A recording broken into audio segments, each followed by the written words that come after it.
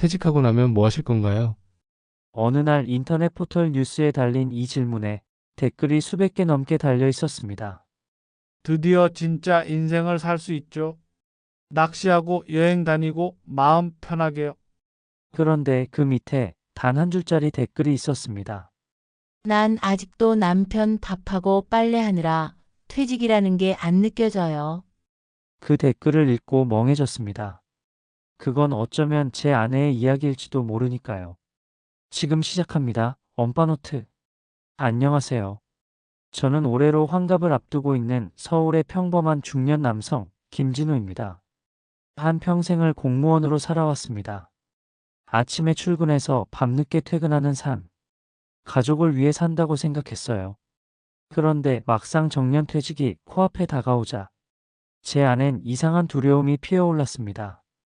이제 난 뭘 해야 하지? 집에 있는 시간이 더 많아지면 괜히 아내랑 부딪히는 건 아닐까?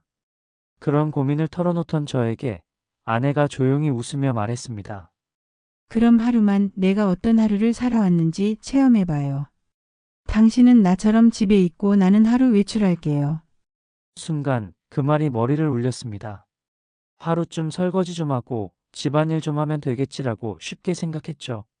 하지만 그 말 속엔 아내의 수십 년 삶이 담겨 있었습니다. 말 한마디 없이 가족을 챙기며 살아온 시간, 자신의 이름도 꿈도 잠시 내려놓고 누구의 엄마와 누구의 아내라는 이름으로 살아온 그 인생 말입니다. 그날 아침 아내는 모처럼 화장을 하고 말끔히 차려입고는 나갔습니다. 남긴 쪽지에는 단 한 문장만 적혀 있었습니다. 식사, 청소, 빨래, 장보기, 반찬 만들기, 쓰레기 분리수거. 엄마 노릇은 쉬운 게 아니에요. 그렇게 제 인생 처음으로 아내의 하루가 시작됐습니다. 아침 6시. 알람이 울리기도 전에 눈이 떠졌습니다. 습관처럼 양치부터 하려다 부엌에서 부시럭대는 소리가 들리지 않자 낯설었습니다. 아, 오늘은 내가 해야 하는 거지. 냉장고를 열었지만 어떤 재료로 뭘 만들어야 할지 도무지 감이 오지 않았습니다. 간단하게 계란 후라이와 밥을 차렸지만 이걸 먹을 수 있을지는 의문이었죠. 아내가 차려주던 밥상, 당연하던 그 정성이 얼마나 섬세했는지 느껴졌습니다. 설거지? 대충 씻으면 되지라는 생각은 5분 만에 사라졌습니다. 기름기 묻은 후라이팬, 눌어붙은 밥그릇, 기묘하게 뒤엉킨 수세미의 냄새까지. 거기에다 정수기 밑에서 물이 샜고 발이 미끄러져 방바닥에 주저앉았습니다. 휴, 이거 하다 하루 다 가겠네. 하지만 진짜 시작은 지금부터였습니다.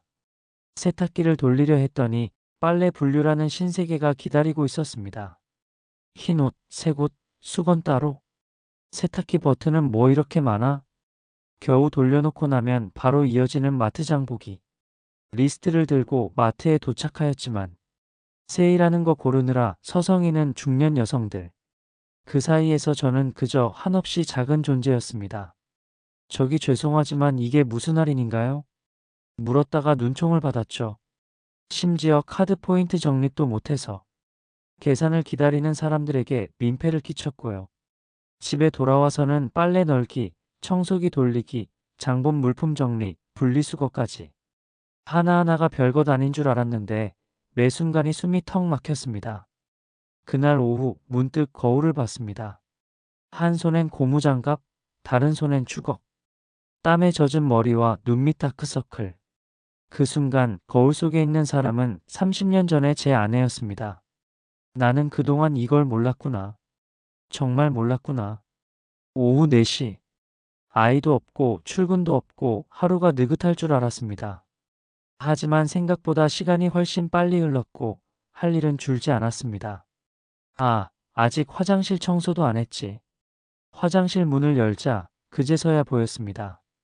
그동안 얼마나 아내가 꼼꼼히 치워왔는지를. 세면대 구석에 낀 비누 찌꺼기, 구석구석 번지는 물때, 거울 위 치약 자국. 이거 내가 매일 본 게 맞나? 양손에 솔과 천을 들고 구부정한 자세로 구석을 닦는 그 순간 무릎은 금세 시큰거렸고 땀이 등에 흐르기 시작하였습니다. 그 와중에 휴지가 떨어져 있어 새로 끼우려다 실수로 물에 빠뜨리고 그걸 치우다가 청소하던 바닥에 또 미끄러졌습니다. 그때 휴대폰이 울렸습니다. 전화기 너머로 들려온 목소리는 딸아이였습니다. 엄마 반찬 다 떨어졌어. 장조림이나 다시 좀 해줘. 헐? 아빠가 웬일로 전화를 받아? 아, 아빠가 오늘 집 지킨다고 했지? 그 순간 잊고 있던 기억이 떠올랐습니다. 그래, 반찬. 결국 아내의 요리 노트를 펼쳤습니다. 소고기 장조림 양조간장, 진간장, 설탕, 물엿, 대파, 마늘.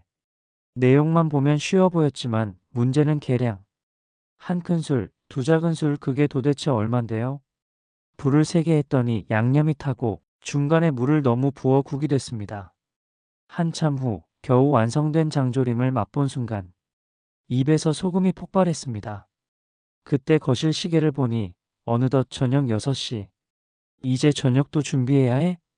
그 순간 고개를 떨구며 생각했습니다. 그녀는 30년을 이걸 혼자 해왔구나. 정년퇴직 한 번 없이 매일을. 겨우겨우 장조림을 마치고 허둥지둥 저녁상을 차리려는데 식탁 위에 놓인 휴대폰에서 가족 카톡방 메시지가 울렸습니다. 엄마 내일 발표회 꼭 와야 돼. 엄마밖에 몰라. 알았어. 내일 꼭 갈게. 널 위해 옷도 예쁘게 입고 갈게. 그걸 보는 순간 마음 한쪽이 아려왔습니다. 그냥 반찬하고 빨래만 하는 게 아니었구나. 그녀는 늘 가족의 감정을 챙기고 기억하고 반응하고 있었던 거죠. 나는 단 한 번이라도 그런 메시지에 먼저 답해 본 적 있었나? 저녁 식사 후 다리가 천근만근이었습니다. 그래도 분리수거는 해야 한다는 생각에 쓰레기를 정리해 들고 나왔습니다. 아파트 분리수거장은 저녁이라도 북적였습니다. 그곳엔 대부분 중년 여성들이 있었고 저처럼 아내 대신 나왔다는 남성은 드물었습니다. 분리수거함 앞에서 플라스틱과 비닐을 헷갈려 헤매고 있자 옆에서 누군가 조용히 다가왔습니다. 처음이세요. 다들 처음엔 그래요. 아내분이 늘 하셨죠? 그 말에 고개를 끄덕이자 그분은 미소를 지으며 말했습니다. 그래도 해보니 알겠죠? 그게 얼마나 품이 드는 일인지. 집에 돌아와 전등 밑에 앉았는데 갑자기 뭔가 눈시울이 뜨거워졌습니다. 그녀는 하루도 빠짐없이 매일 이걸 반복하면서도 단 한 번도 불평하지 않았습니다. 저는 겨우 하루를 살았을 뿐인데 왜 이렇게 무너지는 걸까요? 그때 현관문이 열리고 외출을 마친 아내가 들어왔습니다. 그녀는 평소보다 밝은 표정이었지만 저를 보더니 고개를 갸웃했습니다. 여보? 얼굴이 왜 그래요? 힘들었어요. 그 말을 듣는 순간 저는 괜히 눈물이 나올 뻔했습니다. 힘든 게 아니야. 그동안 내가 너무 아무것도 몰랐다는 게 미안해서 그래. 다음 날 아침 김진호 씨는 아내와 함께 아침 식사를 했습니다. 어제 수고했어요. 아내의 그 한마디에 그는 괜히 멋쩍게 웃으며 말했죠. 뭐 이 정도야. 그래도 할만하더라고. 그 말을 들은 아내는 아무 말 없이 조용히 고개를 끄덕였습니다. 하지만 어쩐지 그녀의 표정은 조금 쓸쓸해 보였습니다. 그날 오후 김진호 씨는 근처 마트에 장을 보러 나갔다가 동네 아주머니들과 마주쳤습니다. 어머, 진호 씨 아니세요? 오늘도 나오셨어요? 요즘은 남편분이 집안일 다 하신다던데 부인 복 터졌네. 가볍게 들릴 수도 있는 말이었지만 그 순간 그는 무언가가 이상하게 느껴졌습니다. 자신이 단 하루 해봤다고 이렇게까지 칭찬을 받는 게 맞는 걸까? 집으로 돌아와 거실에 앉아있던 그는 아내가 정리해둔 앨범을 우연히 꺼내보았습니다. 아이들의 어릴 적 사진, 가족여행 사진, 학교 행사, 병원 진료기록까지. 그리고 앨범 안에는 빼곡히 적힌 손글씨 메모들이 있었습니다. 진우 열이 38도. 밤새 간호함. 민지 유치원 발표회. 눈물 흘림. 진우 생일 처음으로 혼자 밥 먹음. 그 순간 그는 무언가에 얻어맞은 듯 가슴이 먹먹해졌습니다. 그녀는 늘 가족 곁에 있었고 자신은 늘 바쁘다는 이유로 그녀의 그 많은 하루들을 그냥 지나쳐버렸던 겁니다. 그날 밤 둘은 소파에 나란히 앉아 있었습니다. TV에선 가족 예능 프로그램이 나오고 있었고 거기 나온 남편이 아내에게 요리를 해주며 말했죠. 이제는 내가 당신을 좀 쉬게 해줄게요. 그 말을 들은 아내는 조용히 TV를 끄더니 남편에게 물었습니다. 여보, 솔직히 어제 하루 해보니까 어땠어요? 그는 한참을 침묵하다가 고개를 떨구며 말했습니다. 나는 당신이 혼자였다는 걸 이제야 알았어요. 그 말에 아내는 아무 말 없이 그의 손을 꼭 잡았습니다. 조용히 손을 잡은 두 사람 사이에 한동안 정적이 흘렀습니다. 하지만 김진우 씨는 더는 침묵할 수 없었습니다. 여보, 나 당신한테 물어보고 싶었어요. 당신은 당신의 삶을 언제 살아봤어요? 아내는 잠시 고개를 돌리더니 아주 작게 웃었습니다. 글쎄, 민지 유치원에 처음 보냈던 날 하루 종일 혼자 카페에 앉아 있었거든요. 그때 커피를 마시면서 문득 그런 생각이 들더라고요. 이게 내가 나로서 숨 쉴 수 있는 시간일까? 그 말에 김진우 씨는 숨을 들이켰습니다. 당신은 항상 가족이 먼저였어요. 내 밥, 아이들 옷, 집안 청소. 내가 퇴근하고 쉬는 동안 당신은 단 한순간도 온전히 쉰 적이 없었구나. 그는 잠시 말을 멈추고 아내의 손을 감싸주었습니다. 당신이 없었다면 이 집도 이 가족도 유지되지 않았을 거예요. 그걸 이제야 깨달은 내가 너무 부끄러워요. 아내의 눈에 잔잔한 눈물이 맺혔습니다. 그녀는 고개를 숙인 채 말했습니다. 사실 난 당신이 퇴직하고 집에 있는 게 조금 두려웠어요. 당신이 나의 하루를 이해하지 못할까봐. 같은 집에 있어도 또 다른 외로움이 생길까봐. 그 말에 김진호 씨는 아내를 바라보며 고개를 저었습니다. 아니에요.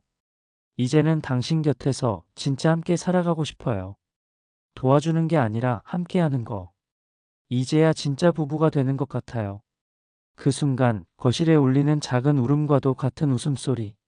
서로의 손을 꼭 맞잡은 채 두 사람은 오래도록 그 자리에 앉아 있었습니다. 몇 주 후, 김진호 씨는 마트에서 장을 보고 공원에 들러 운동도 하고 저녁에는 아내와 함께 식탁을 차렸습니다. 아내는 예전보다 표정이 밝아졌고 말수도 많아졌습니다. 그는 이제 설거지를 마치고 나면 조용히 아내 옆에 앉아 묻습니다. 오늘은 어땠어? 나 없이도 괜찮았어? 그 질문에 아내는 언제나 웃으며 답합니다. 당신 옆에 있으니 괜찮아요. 예전에 김진우 씨라면 몰랐을 겁니다. 괜찮다는 말 속에 담긴 진심을. 매일이 반복되는 집안일 속에서 그녀가 얼마나 혼자였는지를. 그는 이제 아내를 단지 주부가 아닌 가족의 중심, 삶의 동반자로 바라보게 되었습니다. 나는 그동안 당신을 위해 산다고 생각했어요. 하지만 이제는 당신과 함께 살아가고 싶어요. 며칠 후 그는 결혼기념일을 맞아 아내에게 작은 꽃다발과 편지를 건넸습니다. 내 아내이자 우리 가족의 심장인 당신에게 지금까지도 고맙고 앞으로는 더 함께 할게요. 내 인생 최고의 선택은 당신입니다. 그날 밤 아내는 말없이 그의 어깨에 머리를 기대며 속삭였습니다. 여보, 나 이제야 결혼한 기분이에요. 이 이야기는 김진우 씨만의 이야기가 아닙니다. 보이지 않는 곳에서 묵묵히 살아온 수많은 대한민국의 아버지와 어머니, 그리고 당신의 이야기일지도 모릅니다. 가정은 어느 한 사람의 희생으로 지탱되는 게 아닙니다. 서로를 바라보고 안아주고 때로는 말없이 손을 잡아주는 것. 그 따뜻한 마음들이 모여 비로소 가족이 되는 것입니다. 혹시 지금 당신 곁에도 단 한 번도 티내지 않고 당신을 위해 살아준 사람이 있진 않나요? 매일 아침 당연히 차려진 식탁. 매일 밤 조용히 꺼진 불빛 속 그 손길. 우리는 얼마나 많은 순간 고맙다고 말하지 못했는지 모릅니다. 지금이라도 늦지 않았습니다. 잠시 멈춰서서 그 사람의 하루를 바라봐 주세요. 그리고 따뜻하게 말해주세요. 당신 덕분에 내가 살아왔다고. 이 영상이 당신의 마음에 닿았다면 좋아요와 구독, 그리고 댓글로 당신의 이야기를 들려주세요. 오늘 하루 가족에게 사랑한다고 말해보는 날이 되길 바랍니다. 지금까지 엄빠노트였습니다. 시청해주셔서 감사합니다.